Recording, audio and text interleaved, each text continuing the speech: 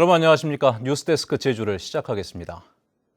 제주 지역의 코로나19 신규 확진자가 어제 하루 34명 발생해 역대 최다를 기록했는데요. 오늘도 18명이 추가 발생한 가운데 방역 수칙을 어기고 모임을 가졌다가 집단 감염되는 사례가 잇따르고 있습니다. 김항섭 기자의 보도입니다. 학생과 교직원 7명이 잇따라 코로나19 확진 판정을 받은 한림공업고등학교. 제주도가 역학조사를 해보니 학생들이 몰래 모임을 가진 사실이 드러났습니다. 확진 학생을 포함해 이 학교 학생과 또 다른 고교 학생 등 17명이 방역 수칙을 위반해 펜션 한 곳에서 숙박한 겁니다. 이들은 지난 17일부터 1박 2일 동안 서귀포 시내 한 펜션에 숙박했는데 이와 관련해 지금까지 두 학교에서만 11명이 확진 판정을 받았습니다. 학교에서 확진자가 잇따라 발생하면서 확진자와 접촉했던 학생과 교직원 등 170여 명이 자가격리에 들어갔습니다. 위급한 상황이니까 접촉을 할 때는 안 해도 학교 전체에 다 받았죠. 친구들끼리니까 모임을 하지 않았을까요? 몰래 지인 모임을 열었다 집단 감염된 사례는 또 확인됐습니다. 지난 17일 13명이 모여 사적 모임을 가졌는데 가족 등으로 N차 감염이 이어지며 10명이 무더기로 코로나19 확진 판정을 받은 겁니다.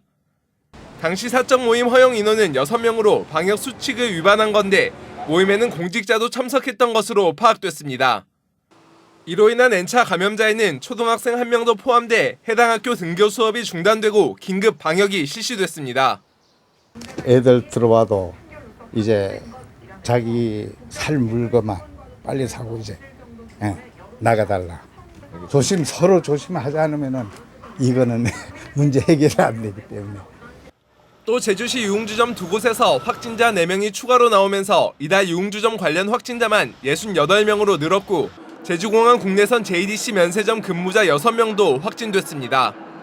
개인 예방 노력을 했다면 발생 숫자는 굉장히 줄였을 수 있는 그러한 숫자입니다. 향후 2, 3일 동안 34명에 대한 여파로 일정 수는 확진자가 발생할 것으로 생각이 됩니다. 거리두기 3단계 격상 이틀 만에 역대 최다 신규 확진자가 나온 제주. 원희룡 지사는 마스크 착용과 손 씻기 등 기본 방역 수칙을 철저히 지켜달라고 당부하고 사적 모임 인원 초과 등 방역 수칙 위반 행위는 엄격히 책임을 묻겠다고 밝혔습니다. MBC 뉴스 김항섭입니다. 코로나19 백신을 접종한 뒤에도 감염되는 돌파 감염 사례가 이어지고 있습니다. 제주도는 어제 신규 확진자 1명이 아스트라제네카 백신 2차 접종을 마친 뒤 면역 형성 기간인 14일이 지난 것으로 파악됐다고 밝혔습니다. 지금까지 도내 돌파 감염 사례는 얀센 백신 접종자 5명과 화이자 2명, 아스트라제네카 2명 등 9명입니다. 환경부가 제주 제2공항 전략환경영향평가에서 반려 결정을 내리면서 이제는 국토교통부의 최종 결정에 관심이 쏠리고 있는데요. 더불어민주당 제주도당 위원장인 송재호 의원이 제2공항 문제와 관련해 이미 국토부와 당정 협의를 진행했고 그 자리에서 새로운 대안의 필요성에 공감했다고 밝혔습니다. 조인호 기자가 송재호 의원을 만나봤습니다. 환경부가 제2공항 문제에 대해서 전략환경영향평가 반려 결정을 내렸는데 여기에 대해서 어떻게 평가하시는지, 왜 이런 결정 내렸다고 생각하시는지 말씀해 주시죠. 환경부가 전략영향평가를 반려한 것은 문자 그대로 이것 가지고는 안 된다는 거지요. 그리고 하려면 다시 처음부터 잘해라 라는 국토부에다 그렇게 회시한 건데 이걸 가지고 국토부는 저는 다시 하기는 쉽지 않아 보입니다. 그래서 국토부의 고민이 저는 깊어질 거라고 보고 그런 차원에서 소위 광범위한 의논, 다시 말하면 정당, 정부 여당 또 제주도와 함께 광범위한 논의 구조를 가져갈 필요성에 지금 있다. 이렇게 보여지는 거죠. 그렇다면 국토부의 최종 결정을 앞두고 당정 협의를 추진하겠다고 하셨거든요. 앞으로 당정 협의 어떻게 추진하실 예정인지 말씀해 주시죠. 실제 국토부 실무 차관을 중심으로 한 실무 국장, 과장들과 함께 우리의 원내 지도부와 제주도 국회의원들이 참여하는 1차 비공식적인 당정협의회는 저희들이 했고요. 이제 공식적으로 국토부 결정을 앞두고 빠른 시일 내에, 빠른 시일이라고 하면 가능하면 뭐 다음 주라든가 그 다음 주에라도 시간이 되는 대로 우리 원내 지도부와 국토부 그리고 제주도 국회의원이 참여하는 당정 협의를 통해서 새로운 대안을 모색해 나가고자 합니다. 이미 1차 협의도 하셨는데 어느 정도 뭐 공감대라든지 뭐 협의되는 내용들이 있습니까? 뭐 공개하실 수 있나요? 예, 공감대는 환경부가 반려 또는 부동의를 할 경우에 그 경우에는 기존 성산 제2공항이 추진이 어려워지기 때문에 새로운 대안을 모색할 필요가 있다.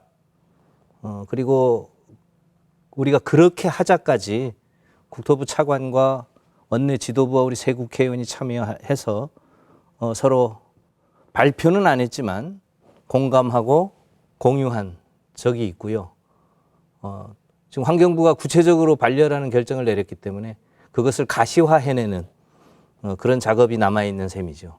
공개적으로. 그렇다면 국토부도 이제 새로운 대안, 해법 찾겠다는 제주 국회의원들의 입장과 함께 갈 수도 있다는 이야기인데 그럼 새로운 대안, 해법 어떻게 찾아 나가실 예정인지 말씀해 주시죠. 네, 새로운 대안은 뭐 도민들도 다 아시다시피 기존 제주공항을 확장하거나 또는 정석비행장을 보조공항으로 활용하는 방안인데요. 기존 제2공항을 확장하는 안에 대해서는 사실 국토부가 많이 부정적입니다.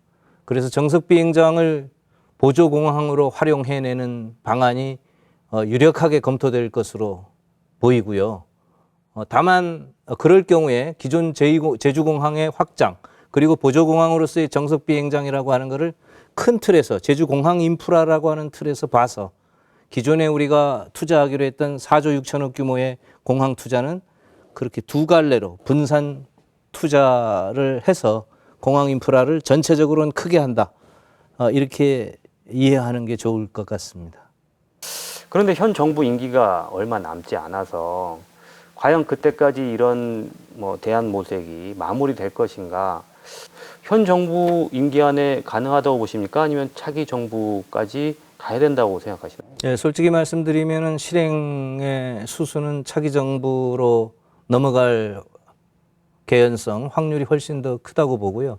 다만 현 정부 안에서 가닥을 정리해야 되겠지요. 예를 들면 성산 제2공항이 문자 그대로 중지라면 그러면 어떻게 할 건지에 대해서 기존 제주공항의 정비는 어디까지 할 건지 또 얼마만큼 더 필요해서 보조공항으로서의 공항 부지는 과연 정석비행장인지 그런 것에 대한 가닥을 정리해내고 앞으로 이렇게 하겠다라고 하는 책임 있는 정부 측의 정부 여당의 소위 답변이 있는 수준까지는 끌어올려야 된다고 생각합니다. 네, 오늘 말씀 고맙습니다. 네. 한편 제주도는 환경부의 제주 제2공항 전략환경영향평가서 반려 결정에 깊은 유감을 표한다는 입장문을 발표했습니다.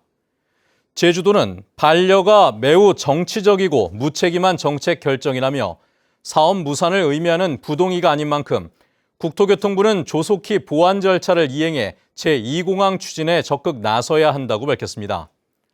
또 제주 지역의 국회의원들도 책임 있는 태도를 보여줘야 한다며 정치적 이유로 흔들어서는 안 된다고 말했습니다.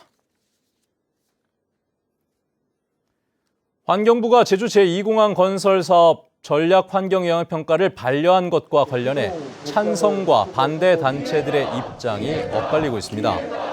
제2공항 저지 비상도민회의는 제주도 의회 앞에서 기자회견을 열고 환경부의 결정은 형식적으로는 반려지만 내용적으로는 부동이어서 제2공항은 백지화됐다며 제주에 2개의 공항은 필요 없어 정석비행장 활용 방안도 반대한다고 밝혔습니다. 반면 제2공항 추진연합은 성명을 통해 환경부의 반려는 문재인 대통령과 제주 국회의원들의 정치적 외압 때문이라며 국토교통부가 지체 없이 정책을 추진해야 한다고 주장했습니다.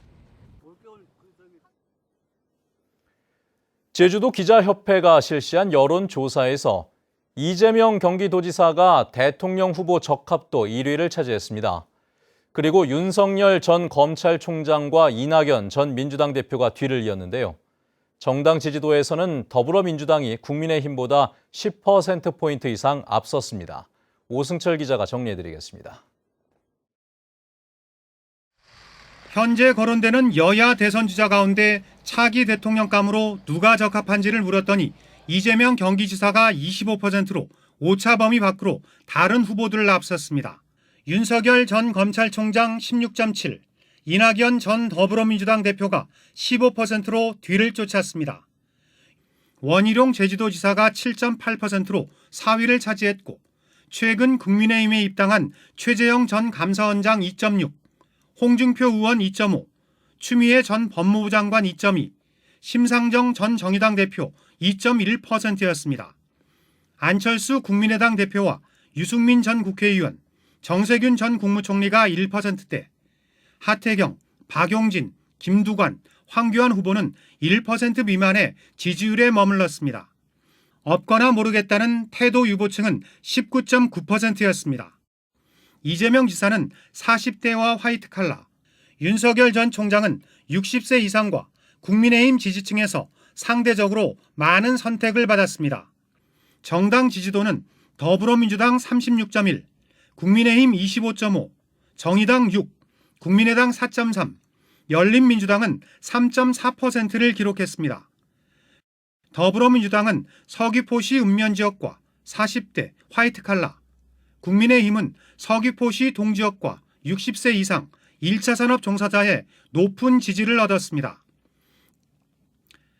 이번 조사는 제주도 기자협회가 코리아 리서치 인터내셔널에 의뢰해 제주도 내 만 18살 이상 남녀 1,010명을 대상으로 지난 18일과 19일 이틀 동안 무선전화 안심번호를 이용해 이루어졌으며 응답률 26.6%에 표본 오차는 95% 신뢰 수준에서 플러스 마이너스 3.1%포인트입니다.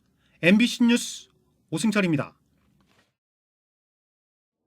공직선거법 위반 혐의로 재판에 넘겨진 더불어민주당 송재호 국회의원이 항소심에서도 벌금 90만 원을 선고받았습니다. 광주고등법원 제주 제1형사부는 오늘 송재호 의원에 대한 항소심 공판에서 피고와 검사의 항소를 모두 기각하고 1심과 같은 벌금 90만 원을 선고했습니다. 항소심 재판부는 송 의원의 지난 총선 당시 제주시 5.1장 유세 발언은 유죄로, 방송토론회 국가균형발전위원장 무보수 발언은 무죄로 본 1심 재판부의 판단을 그대로 유지했습니다. 국민의힘이 4.3 진상규명과 희생자 명예회복위원회 위원으로 추천했던 이승학 제주경찰 4.3 유가족회 사무총장을 철회하고 제주 출신의 현덕규 변호사를 재추천했습니다. 4.3 단체들은 이승학 사무총장이 4.3 진상조사 보고서가 왜곡됐다고 주장했던 극우 보수단체에 참여하고 4.3 특별법 개정 반대 활동을 펼쳐왔다며 추천에 반대했습니다. 옛 동거녀의 아들을 살해한 40대 남성과 공범이 구속됐습니다. 제주 동부경찰서는 지난 18일 제주시 조천읍의 한 주택에 침입해 옛 동거녀인 A씨의 10대 아들을 살해한 혐의로 48살 백모 씨와 공범 46살 김모 씨를 구속했습니다. A씨는 이번 사건 전에도 백 씨에게 폭행과 위협을 당하고 있다며 경찰에 3차례나 신고했던 것으로 드러났습니다. 한편 경찰은 백 씨 등에 대한 신상정보 공개 여부를 검토했으나 공공의 이익 등 요건에 부합하지 않아 신상정보공개 심의위원회에 회부하지 않기로 결정했다고 밝혔습니다. 오늘 낮 12시쯤 제주시 한림읍 금왕리 부근 평화로에서 제주시 방면으로 달리던 화물차에 불이 났습니다. 운전자는 재빨리 몸을 피해 인명피해는 없었지만 차량이 모두 불에 타면서 이 일대 교통이 한때 정체됐습니다. 경찰과 소방당국은 화물차 운전자 등을 상대로 정확한 화재 원인을 조사하고 있습니다. 좌남수 제주도 의회 의장은 오늘 임시회 폐회사를 통해 강정 주민의 사면 복권은 대통령의 공약이라며 대통령 임기 마지막 광복절을 맞아 특별 사면 명단에 포함시켜달라고 요청했습니다. 좌남수 의장은 범죄자로 내몰려 기소된 253명 중 사면자는 39명에 불과하다며 나머지 주민들까지 모두 사면되어야 진정한 국민 통합의 길에 나설 수 있다고 말했습니다. 제주보훈지청이 월남전에 참가하지 않은 사람에게 8천만 원이 넘는 참전 명예수당 등을 지급한 것으로 드러났습니다.